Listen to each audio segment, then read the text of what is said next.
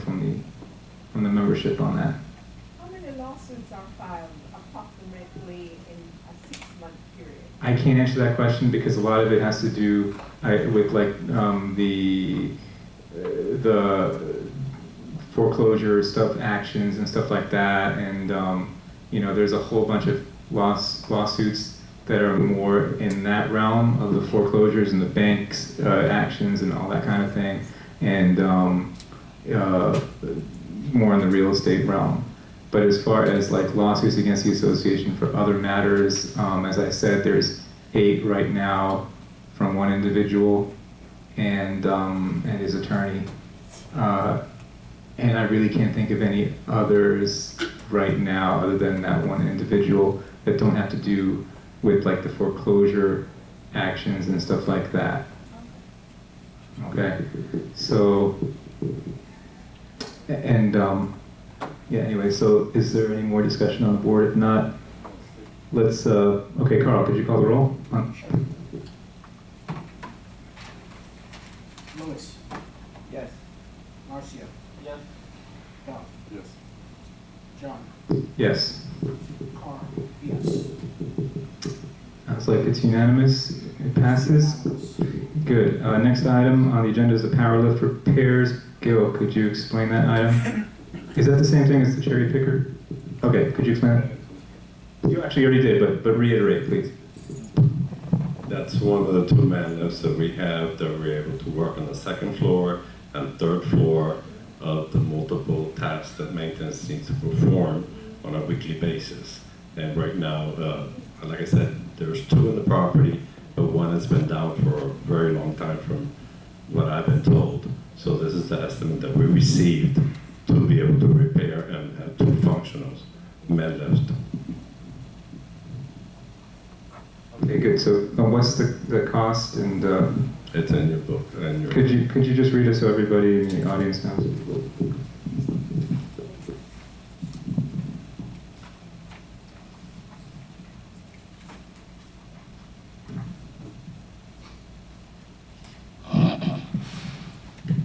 The total repairs were $1,792.38. And when will it be repaired by? As soon as we give them the money. Okay. Okay, do we have a motion to approve this item? I'll make a motion. Okay, Dove moves it, Marcio seconds to authorize the power lift repairs at a cost of $1,792.38. Any discussion on the board? Good evening. I haven't really inspected the lift itself, but by looking at the estimate, the prices seem very reasonable for the actual work they're describing. $14 for an oil filter, you know, I mean, $14 for antifreeze, motor oil. It looks really, really a decent deal, so I don't see why not. Are we getting any kind of warranty on the work? Yeah, 3 months, guy. 3 months. 3 months? Not good. Good. Any other discussion on the board? Any questions or comments from the audience membership? Okay, in that case, Carl, could you call the roll on power lift repair? Louis. Yes. Marcia. Yes. Doug. Yes. John. Yes, Carl. Yes. it's unanimous. Next item, B2Z offer. I was actually going to use this item to discuss something else, but since that board member didn't show up today, I guess wisely, I don't feel the need right now to rehash all that. However, there is another item that still makes it relevant, and the good news is that we just received another offer for this unit. So I don't know if we're ready to accept the offer yet, though, because there's some items in the contract that have to be addressed and corrected. So I don't know, would a motion be in order to authorize me to go ahead and approve for the contract at right now the offer is 78,000 at no less than 78,000. Was that the appropriate? Okay, so yeah, That's 70 or 70? 78,000. So I guess a motion would be in order for the board to authorize me to approve the sale of unit B2Z at a price of no less than 78,000 once we address some of the minor little issues in the contract that we have to correct. So is there a motion to that effect? We need a motion. Okay, Doug moves it, and do we have a second? Okay. Well, Louis beat you to it, sorry. Louis seconded it. Is there any discussion on the board about this item? Any questions from the audience about this item? Oh yes, I should have mentioned that the unit was originally purchased at $50,000, so that will be a considerable profit, well over $20,000 profit, which we intend to use to we intend to reinvest in building renovations and other ongoing projects in the association. So it'll be a good deal. Yes, Alice. I just have a question with this B2Z, Mm-hmm. not about this latest offer that has arisen. But in the letter that you sent out this morning, I think this is an issue that should... Could we get, yeah, thank you. I think the whole issue is something that should be discussed, should it arise. Now, at this point, it's moot if this other offer goes through. However, I think that this raised a lot of questions as to how someone would think that they were privy to such a lucrative opportunity, let's say. So I do think that should be discussed because it could arise again. And I think potentially it has a lot of detrimental factors involved for the whole association. Oh, okay. Anybody else? Does anybody else have any questions or comments about this item? Or any questions on I guess, what I was originally going to talk about, but I feel I don't no need to. But if anybody has a question about that, yes. Once we ask, why would a volunteer think that they could get those? Could you speak into the mic closer? Why would the board member think that they could have these fringe benefits? Does that mean that each of you would get the same benefits? Yeah, actually, I did contact the DBPR about that specifically and actually forwarded what Paula is talking about is Joseph asked me during the negotiation, well actually after one previous offer came in for the unit for $76,500, this was back in May, and I was about to sign the contract, it was still being prepared. He proposed to me in an email that he would match that price, but he wanted us to pay him $15,600 a year to live in the unit since he lives in Miami, and the bylaws recently were amended to require that officers live on the property. So obviously I did not approve that. And he wanted, well, I don't know if he wanted to pay that in addition to electric. I think he just wanted $50,600 so he could pay his electric and everything else, in addition to a desk, an executive chair, and a side chair. So I thought that was outrageous, and I mean, I was stunned really. And then anyway, that descended into chaos with him, and anyway, but but I did specifically send that email to the DVPR for their analysis, and yes, there is a provision in Florida statutes 718, which governs condo associations, that board members are not to be compensated. So that would be considered compensation as a board member. Now, if he had asked to be the CPA for the association, that would be different. But what he was asking for was essentially to pay him to be treasurer, which is not something that can be compensated. That is essentially your function as a board member / officer. He was not asking to be the CP versus an employee. If he had proposed to the board, I would like to be your CPA, then we could have drafted a contract, not that I would hire him, but we would have drafted a contract, and then it would have come to a board vote, in a public board vote, and he would have had to recuse himself, and it would have to be approved by a supermajority, and we would have to do full disclosure to the board. That's perfectly legal. Okay, if we felt that he was the most qualified, a qualified person, not necessarily the most qualified, but a qualified CPA to do that. But what he was proposing, according to the DPPR, would have been illegal. So, especially buying him a desk and a side chair and a executive chair. But anyway, not especially, but that just adds to it. So, yeah, that's the answer to your question. He is still a board member, however. Correct. He has not resigned yet, as far as I know. Yes, Miriam Gordon. Yeah, I have a question. Why didn't, as far as I know, if he posted a reply back to your email, but you refused to post it, why? His answer back to your email that you sent out, why aren't you posting his reply?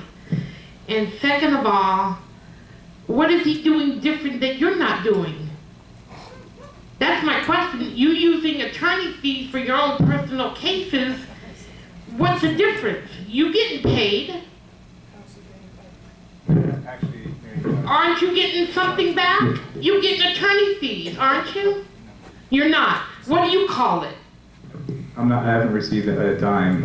Attorney fees go to the attorneys. Take it No. out of attorney. Attorney fees. Okay, anyway. So, and next person is, oh, I'm sorry, we're not even on good and welfare yet. Oh, don't be so nervous. B2Z, we have to, I guess, did we already approve B2Z? Gil, did we actually approve this item already? I can't remember.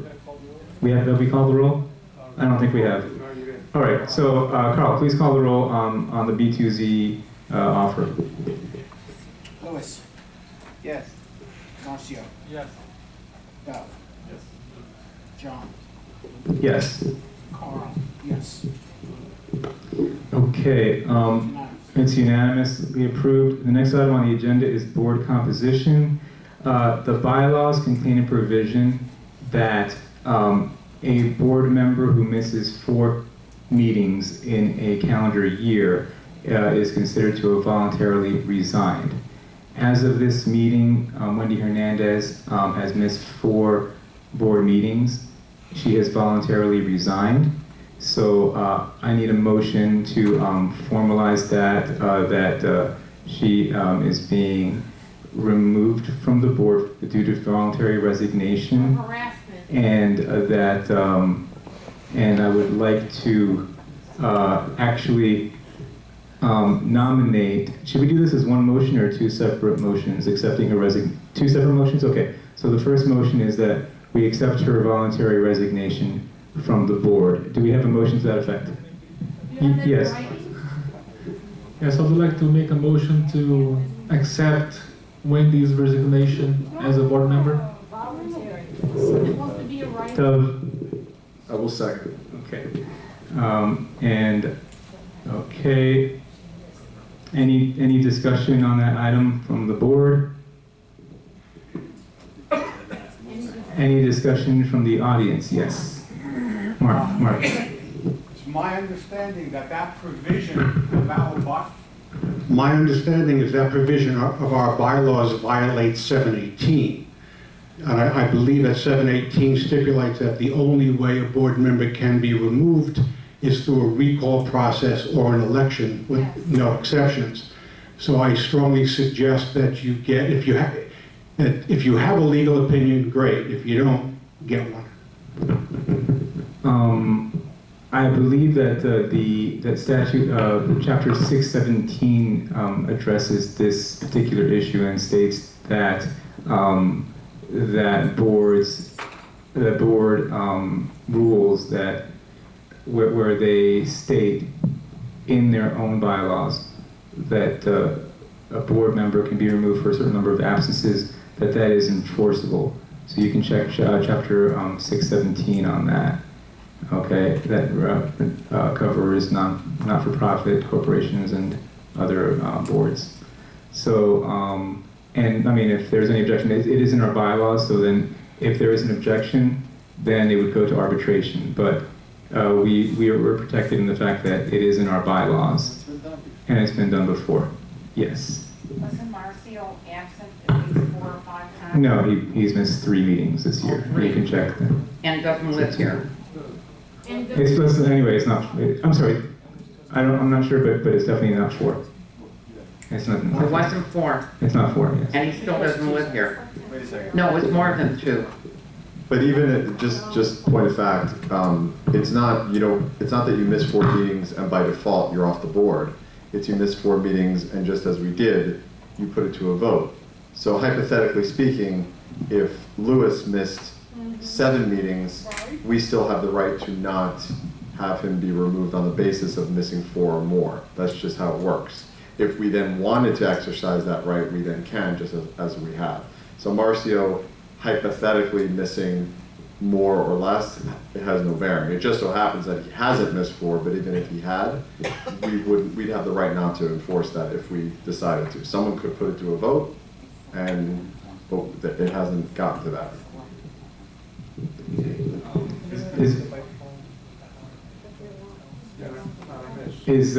Is the discussion done at the board level? If not, if it is, then I'll go to Mary Gordon. Yes.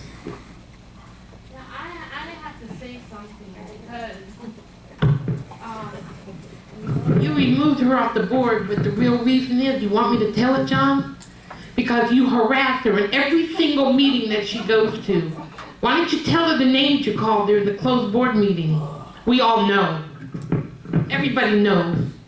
That's why she doesn't come to the board meeting, because you harass her. Okay, thank you, Mary. Appreciate it. All right, so if there is no more discussion on the board on this item, we need a roll call, please. Carl. Louis. Yes. Yes. He said yes. Marcio. Yes. Derek. Yes. John. Yes. Carl. Yes. This is unanimous. It's unanimous. Okay, she's off the board. The last, I'm sorry. So at this point, I would like to invite a very excellent unit owner to fill that vacancy. Murat Kazikli is a professional engineer. He's here tonight, and he actually was responsible for saving the association approximately $1 million last year.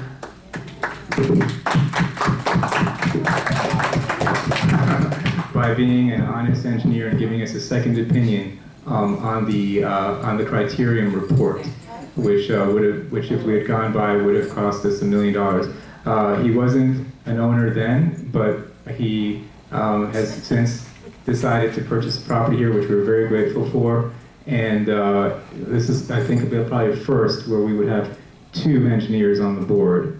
So I would like to ask for a nomination for Murat Kazikli to fill that vacancy. And I think I can think of no better person than our other engineer, Marcio. Would you like to make that nomination?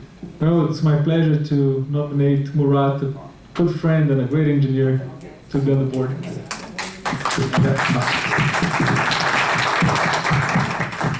And also my neighbor, because my unit is right there.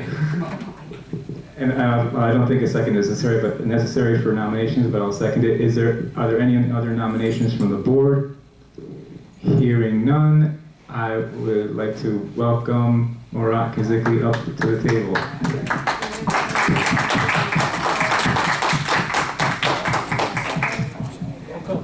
Welcome. Welcome. I just want to thank you. I hope you hi everyone. Actually, I just like to thank you the board, and I hope John will not harass me.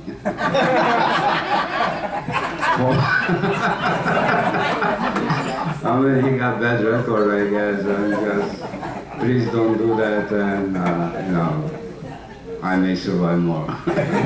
In the board. Thank you. Thank you all.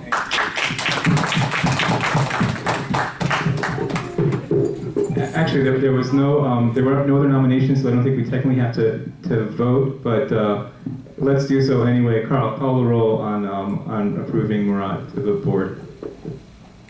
Louis. Yes. Murat. Well, he can't vote on himself yet. Louis. Yes. Marcio. Yes. Doug. Yes. John. Yes, Carl. Yes. it's unanimous. Again, congrats. The last item on the agenda is good and welfare, and first we have Steve Serkin. I had a specific question. The board member who did not show up, so I'll pass. Okay. Oh, use the microphone. Thank you. Next person is J.K. Kwan. J.K. Kwan, he said the first. Okay, please allow me to stand before you tonight. It's just 3 minutes, J.K. Okay, good evening, everybody. My name is initial J.K. and I, as a unit owner, wish to mention two things tonight within 3 minutes that is given to me. Okay, so first thing is that I am very, very proud to speak with a loud speaker, loud voice, that the current quality of our daily livings at the International Village is remarkably and tremendously, is that not correct pronunciation? I know. Tremendously improving and advancing under the leaderships of both President Mr. John Lagugliole as well as Mr. Marcio Jaspin. Thank you very, very, very much. The second topic is about disappointing behavior by a board member, which I am very, very ashamed to mention about something. But however, I am fully aware of a